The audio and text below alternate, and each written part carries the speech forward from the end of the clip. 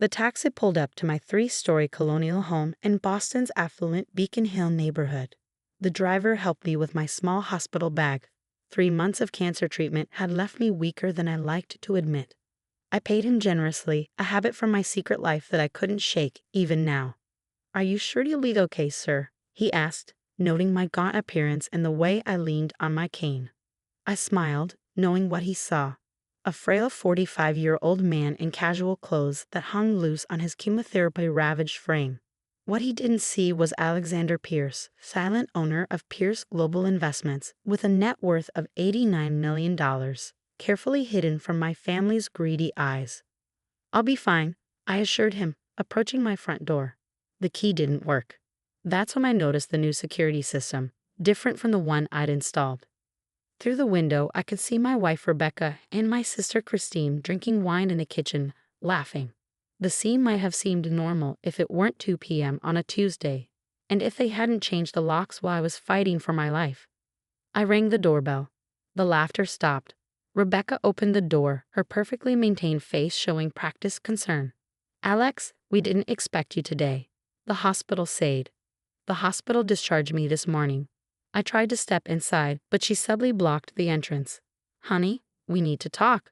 Christine and I have been discussing your condition." My sister appeared behind her, wine glass still in hand. "Alex, you are in no condition to handle the stress of running a household.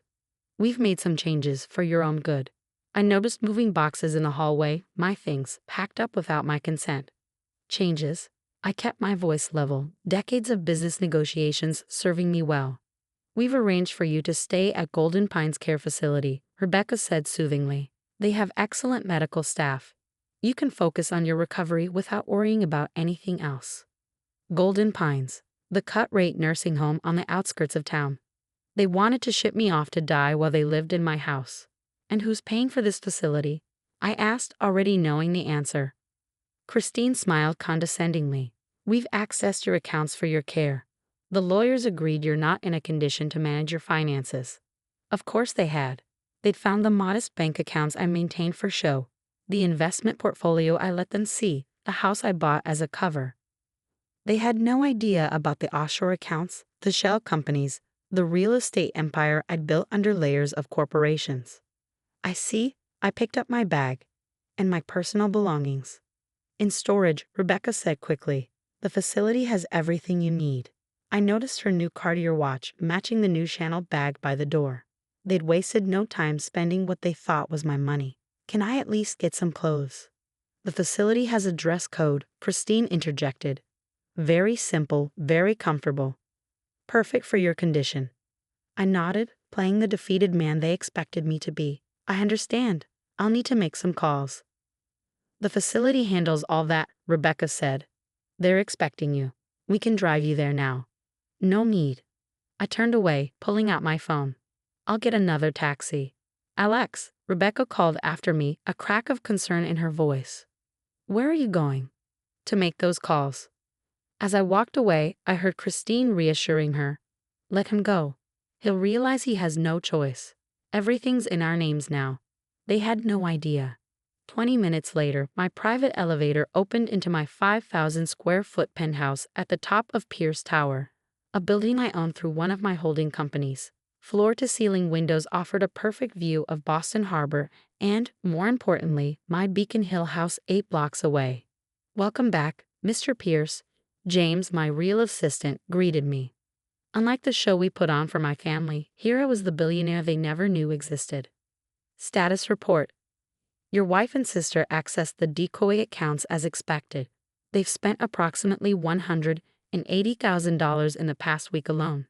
The lawyers they think are working for them are actually from our firm. Everything they've done is documented and reversible."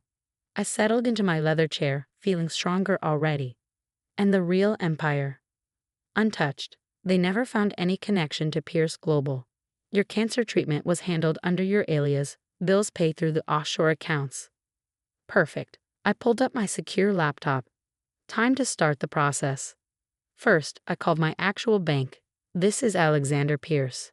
Execute Protocol 0 on the following accounts." I watched through my penthouse windows as police cars pulled up to my house. Right on schedule. My phone rang. Rebecca. Alex, all the cards are declined. The accounts are frozen. What's happening? I imagine that's uncomfortable, I said calmly. About as uncomfortable as being locked out of one's home after cancer treatment. What did you do? I made some calls. Did you really think those lawyers worked for you? That those accounts were all I had? Silence. Here's what's going to happen. I continued. In about 2 minutes, officers will arrest you and Christine for financial fraud and attempted elder abuse. The documentation is quite thorough. You can't prove anything. The lawyers you thought were yours? They work for me. The accounts you accessed, monitored, the house you're standing in, one of many now. You never knew who I really was, Rebecca, because you never cared to ask. Through my windows, I watched police lead them out in handcuffs, still in their designer clothes bought with my money. One more thing, I added. Look up at Pierce Tower, top floor.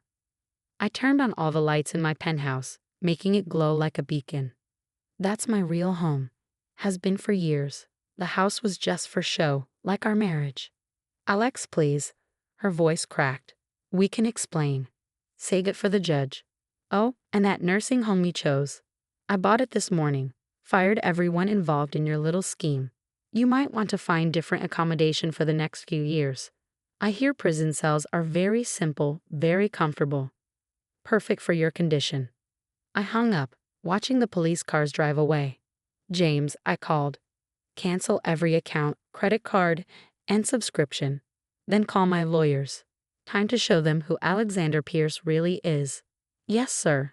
And sir, it's good to have you back. I smiled, feeling truly healthy for the first time in months. Cancer hadn't killed me, and neither would their betrayal. In fact, as I watched my wife and sister being driven away in separate police cars, I felt more alive than ever. Sometimes the best revenge isn't just living well. It's revealing that you've been living well all along, right under their greedy noses. Time to show Boston who really owned their skyline. The real game was just beginning. The morning headlines read, Boston real estate mogul reveals identity after attempted elder abuse. Wife and sister arrested in shocking fraud scheme. I sipped my morning coffee in my penthouse office, watching the media frenzy unfold below.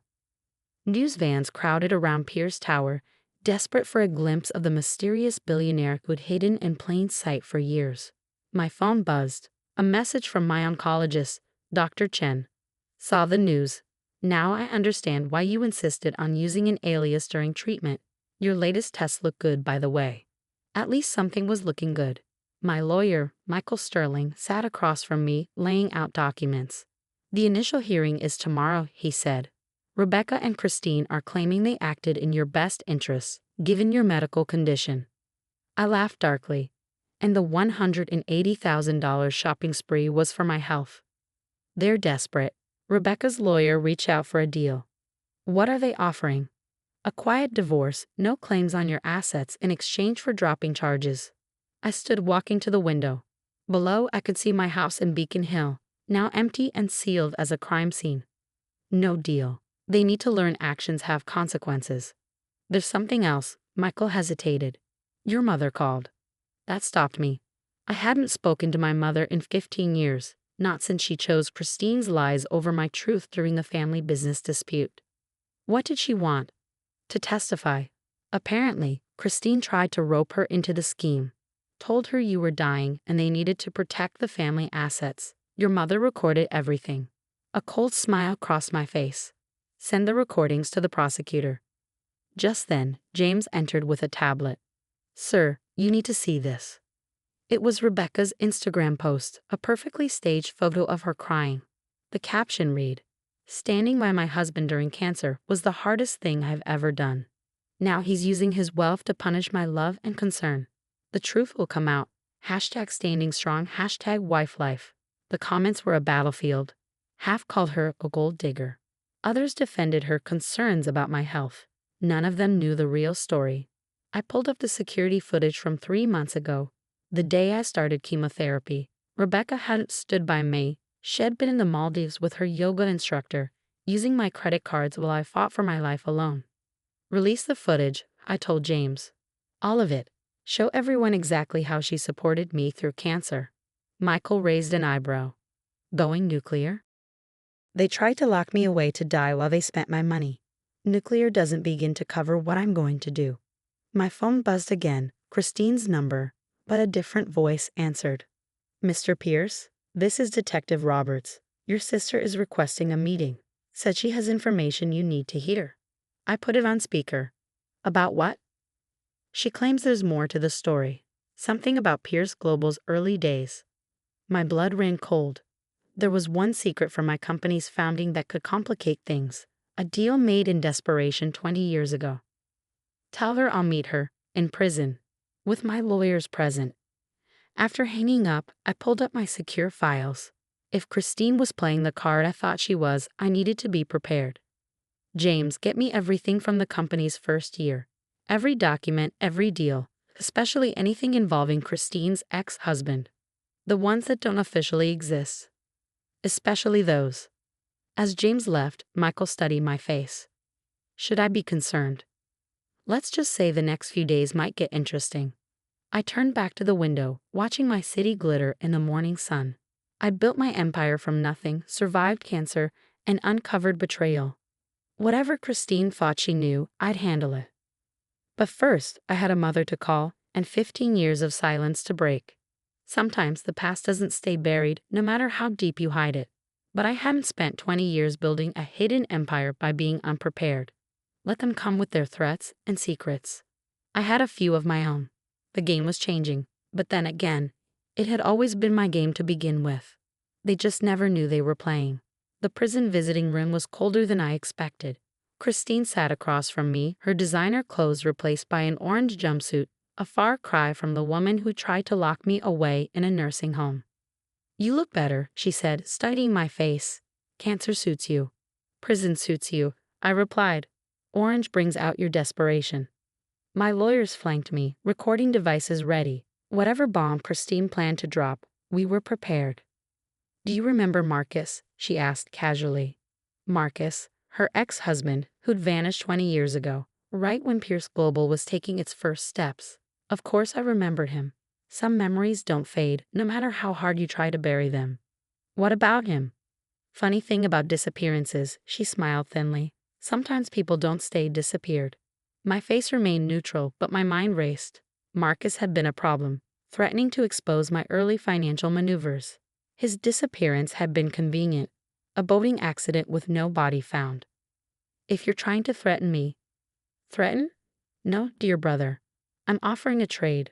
My silence about Marcus for my freedom. I leaned forward. You have no proof of anything. She slid a paper across the table, coordinates. His body might disagree. My lawyer started to speak, but I raised my hand. Let me guess. You've had this information for years, waiting for the right moment. Insurance, she shrugged. I never thought you'd let me rot in prison. Family protects family, remember?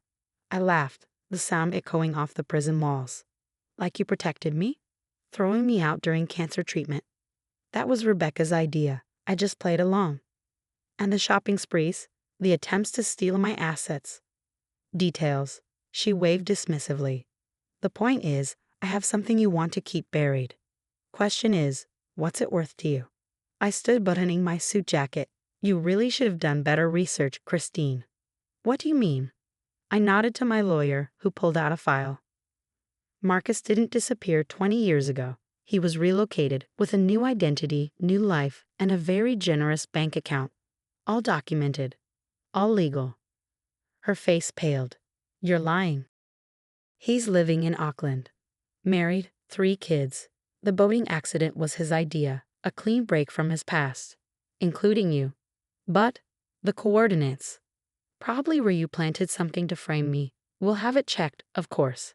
Add attempted extortion to your charges. Christine slumped in her chair, her last card played, and failed. How did you always stay ahead? Because I learned from our parents' mistakes. While you were playing power games, I was building something real. Every threat, every possibility, every angle. I covered them all. So why reveal yourself now? Why not stay hidden?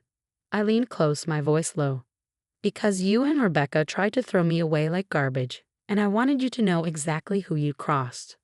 Standing up, I straightened my tie. Enjoy prison, sister. I hear the commissary takes credit cards. Oh wait, I canceled those. As I turned to leave, she called out, "What about Mom? She's on my side." Is she? I pulled out my phone, playing the recording of our mother exposing Christine's scheme. Seems loyalty can change when truth comes to light. Walking out of the prison, I felt lighter. The last ghost from my past had tried to haunt me and failed. But something Christine said stuck with me. Why reveal myself now? Back in my penthouse, I found the answer waiting. My mother sat in my office, aged but elegant, looking out at the city her son secretly owned. "Alexander," she said softly, "your empire is impressive. 15 years too late to appreciate it, isn't it?" She turned, tears in her eyes. I was wrong. Back then, choosing Christine's lies over your truth. I've regretted it every day. And now? Now I'm here to do what I should have done years ago. Tell the truth. About everything. I sat down, pouring us both coffee. I'm listening. Your father, before he died, he knew what Christine was. A manipulator. A liar. He changed his will, left everything to you in secret. I helped hide it, thinking I was protecting family peace. Where's this will? She reached into her bag, pulling out yellowed papers. I kept it all these years, waiting for the right moment. When Christine called about stealing your assets, I knew it was time. I scanned the documents, legitimate, notarized, clear. My father had seen the truth after all. Why now, Mom? Because watching you fight cancer alone while they plotted against you, it broke something in me. The lies, the pretense, I couldn't do it anymore. I studied her face, seeing real regret, real pain. It's going to take time. I know, but I'm not asking for forgiveness. Just a chance to be honest finally. Looking out at my city, I made a decision. Stay for dinner. We have 15 years to talk about. She smiled, tears falling. I'd like that. As the sun set over Boston, I realized why I'd revealed myself. Not just for revenge, but for truth. Sometimes the biggest power move isn't hiding wealth. It's showing people exactly who you are and watching their world reshape around that reality. My phone buzzed. A message from Rebecca's lawyer. Client willing to confess everything for leniency. I showed it to my mother. Should I show mercy? She stood beside me, looking at the city lights. You build all this while carrying our betrayal. I think you've shown enough mercy for a lifetime. I smiled, deleting the message without responding. Sometimes silence speaks louder than words. And I had nothing left to say to those who tried to bury me. They just never realized I'd already built my own mountain to stand on.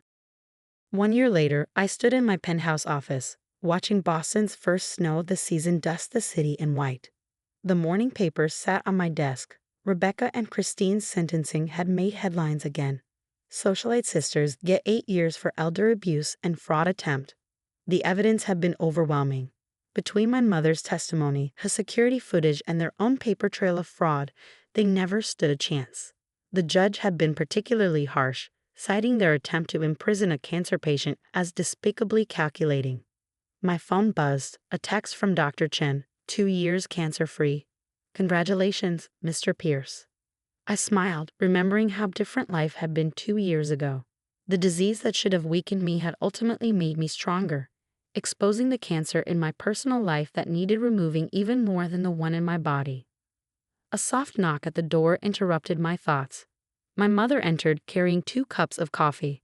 The foundation paperwork is ready, she said, settling into the chair across from me.